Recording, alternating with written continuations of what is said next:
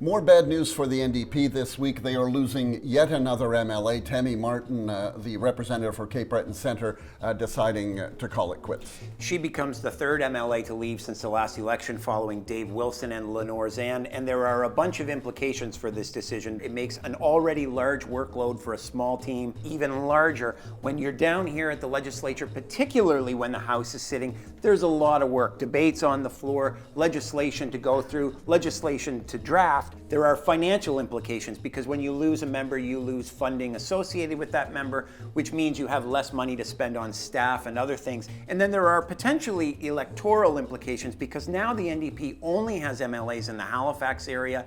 And so Leader Gary Burl is going to surely be focused on, whenever a by-election is called in Cape Breton, doing whatever they can to keep a toehold on the island. This will be the first time in about 20 years that the party has been shut out of Cape Breton.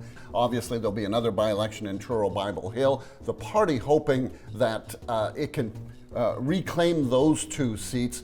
It is a tougher hill to climb when you don't have a sitting MLA in a particular region. It's harder to recruit candidates, it's harder to recruit workers. But even yesterday, when I asked Gary Burl about that, about trying to manage a smaller caucus, he seemed to be brushing that aside, suggesting that there is a path to victory even with just 4 MLAs. Yeah, and the other thing that he was pretty clear on is that they're not going to change their approach. You know, I think it stands to reason that some people, having gone through what they've gone through in the last couple of years and losing these members and not necessarily feeling like their ideas are catching on with the public, might think it's time to retool things. But Gary Burl was also pretty clear yesterday he's not going to do that. I am entirely confident that this is the approach that is called for at the moment. I think these are the priorities that the people of the province have.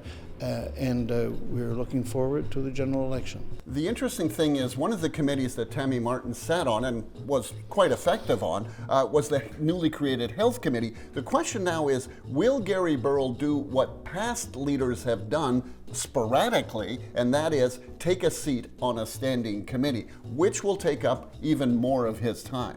So even bigger strains on an already small NDP team, and we'll be watching over the next couple of weeks and into February when presumably the House comes back to see just how they respond.